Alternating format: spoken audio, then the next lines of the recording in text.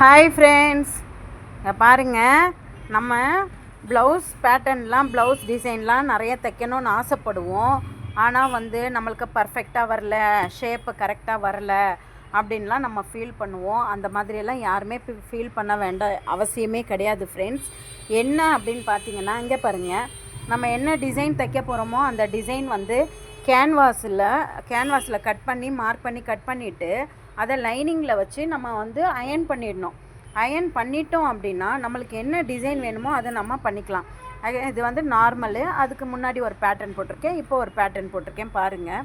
இதே மாதிரி தான் நம்ம என்ன பண்ணணும் அப்படின்னா, ஃப்ரண்ட்டுக்கும் நம்ம மார்க் பண்ணிக்கலாம் கேன்வாஸ் வச்சு. இங்கே பாருங்கள், ஃப்ரண்ட்டுக்கும் நம்ம இந்த மாதிரி கேன்வாஸ் வச்சோம் அப்படின்னாக்கா, நார்மல் நம்ம நல்ல துணியில் வச்சு நம்ம தச்சிட்டு இந்த லைனிங் துணியை உள்ளே திருப்பும்போது ஃப்ரண்ட் நெக்கு உங்களுக்கு நல்லா ஷேப்பாக பர்ஃபெக்டாக வரும் ஃப்ரெண்ட்ஸ். இது உங்களுக்கு பிடிச்சிருந்தா ஷேர் பண்ணுங்கள், லைக் பண்ணுங்கள், சப்போர்ட் பண்ணுங்கள். தேங்க்யூ.